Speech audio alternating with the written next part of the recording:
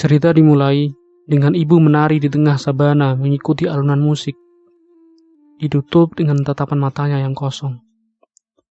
Beralih ke scene lain, ibu bekerja sembari memandangi anaknya, Yoon Do-jun, yang bermain dengan anjing di seberang jalan. Tanpa disadari, Do-jun ditabrak oleh sebuah mobil dengan kecepatan tinggi. Kemudian mobil itu melarikan diri. Bersama temannya Jin-tae, Do-jun mengejar mobil yang menabraknya untuk membalas dendam menuju ke sebuah lapangan golf. Sampainya di lapangan golf, Jin-tae menendang spion mobil yang menabrak Do-jun. Do-jun adalah anak muda yang mempunyai keterbelakangan mental. Dia sering kehilangan ingatan, membuatnya lupa berbagai hal, termasuk alasan dia menuju lapangan golf itu. Sampai diingatkan kembali oleh Jin-tae. Keduanya melakukan penyerangan kepada penabrak setelah mereka ditemukan sedang menaiki golf cart. Setelah penyerangan itu, keduanya berakhir di kantor polisi. Penabrak meminta ganti rugi karena spion mobilnya rusak. Jin-tae tidak mengakui perbuatannya dan melimpahkannya kepada Do-jun. Tentu saja Do-jun mengiyakannya karena tidak mengingat hal yang sebenarnya terjadi. Di lain pihak, penabrak yang masih marah menyebut Do-jun bodoh karena perbuatannya. Do-jun yang mendengar kata bodoh ditujukan kepada dirinya membuatnya marah besar, mencoba memukul si penabrak.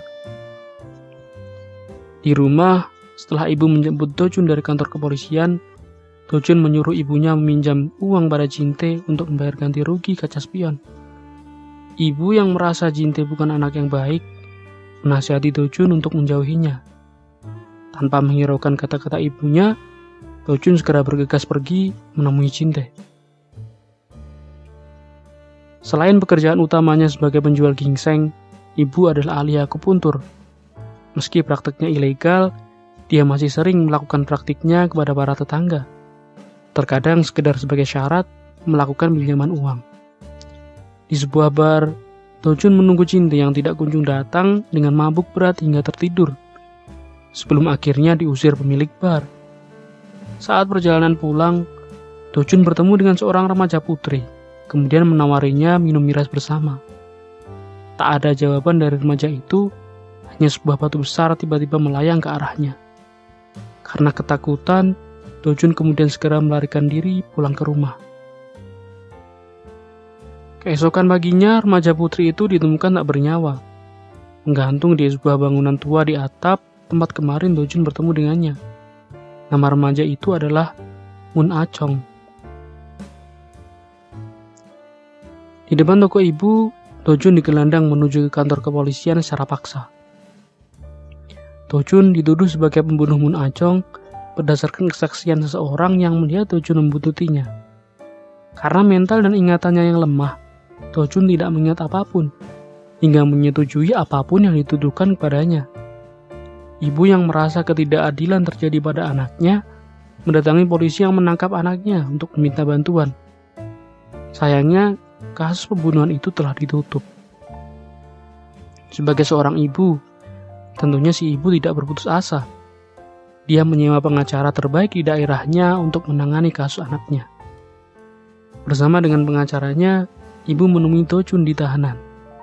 Menekan Do-jun untuk mengingat apa yang terjadi pada malam pembunuhan itu.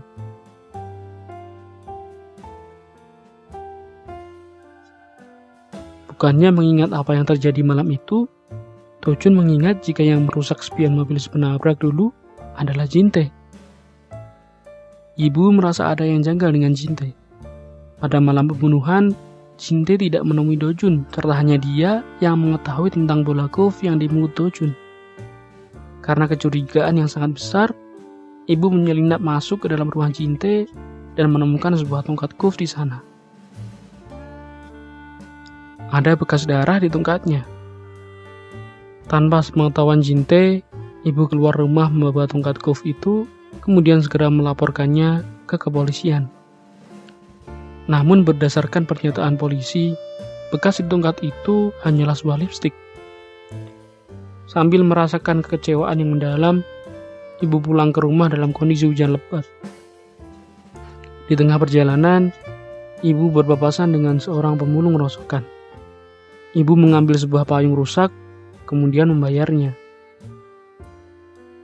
Sesampainya di rumah, ibu menemukan Jinte sedang bermain game di kamar Dojun. Jinte yang sangat kecewa, ibu dari temannya melaporkannya sendiri ke polisi, meminta ganti rugi sebesar 5 juta won kepada ibu. Bukan hanya memeras ibu, Jinte juga datang untuk memotivasi ibu mencari pelaku pembunuhan sebenarnya sendiri. Jangan mempercayai orang lain, termasuk Jinte sendiri. Dengan kemampuannya, ibu mencari informasi dengan caranya sendiri. Apalagi ibu sudah memecat pengacara tidak berguna itu. Mulai omongan ibu-ibu hingga rumor dari anak-anak sekolah dasar. Di penjara, Dojun memukul tahanan lain karena mengejeknya dengan kata bodoh. Pada akhirnya, Dojun dipukuli hingga babak belur. Karena pukulan-pukulan itu, Dojun mengingat sesuatu yang penting dari masa lalunya. Pada saat ibu mengunjunginya di tahanan, Dojun menceritakan ingatan itu kepadanya. Pada saat umur 5 tahun, ibu berniat mencoba membunuh Dojun. Karena hal itu, ibu histeris dan meronta-ronta. Ibu meminta Dojun untuk menunjukkan bahannya agar ibu bisa melakukan akupuntur, sehingga ingatan mengerikan pada pikiran Dojun akan menghilang. Dojun yang marah, nyuruh ibunya pergi dan jangan kembali lagi. Sekembalinya ke rumah, ibu menuju ke studio foto untuk memperbesar foto Dojun yang masih kecil. Karena membahas tentang foto, pemilik studio foto mengingat Ajong dan temannya pernah mengunjungi studio fotonya. Ajong menanyakan tentang biaya mencetak 20 foto dari sebuah ponsel. Ibu segera mencari teman Ajong ke sebuah sekolah, kemudian mendekatinya pelan-pelan. Ibu meminta teman Ajong untuk memodifikasi ponsel miliknya sambil mengorek informasi letak ponsel milik Ajong. Dengan alasan menstruasi, teman Ajong meminta ibu untuk membelikan menstrual pad. Sayangnya itu hanya alasan teman Ajong untuk melarikan diri. Ibu mengikuti arah larinya sehingga menemukan teman Ajong sedang dibully 2 anak laki-laki yang mencoba mencari ponsel Ajong juga. Mereka pun juga tidak mendapatkan informasi apapun. Ibu meminta bantuan Jinte untuk menginterogasi 2 anak laki-laki itu. Di sebuah biang lala yang mangkrak, Jinte menginterogasi keduanya. Ternyata Ajong menggunakan ponselnya untuk memfoto orang-orang yang tidur dengannya. Dari interogasi keduanya, didapatkan informasi jika ponsel Ajong berada pada neneknya. Sembari berlari, ibu segera menuju ke rumah nenek Ajong untuk meminta ponsel milik Ajong. Pada waktu bersamaan, Dojun mengingat ada laki-laki tua yang berada di tempat kejadian. Sambil menunjukkan foto-foto di dalam ponsel, Dojun mengonfirmasi siapa sosok laki-laki tua itu.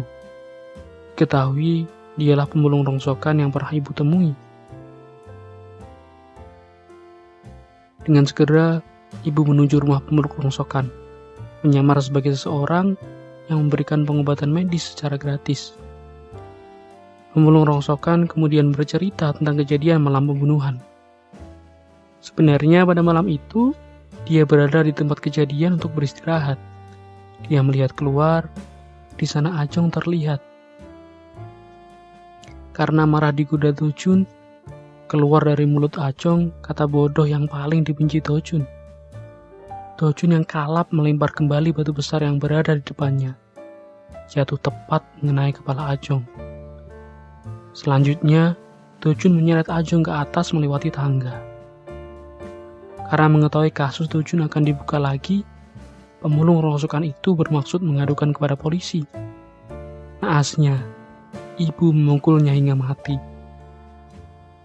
Ketika ibu tersadar, darah sudah mengucur deras dari kepala pemulung rongsokan.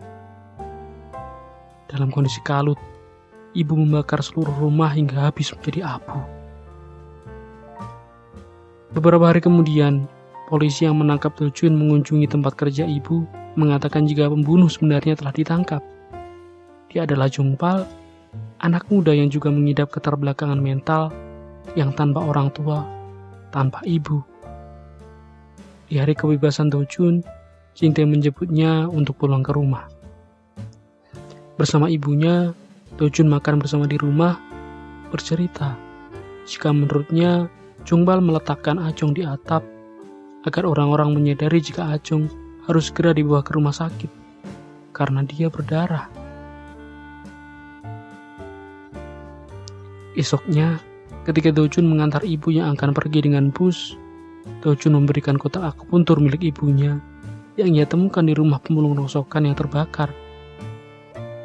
Pada akhirnya, ibu melakukan akupuntur yang dapat menghilangkan memori yang menyedihkan untuk dirinya sendiri.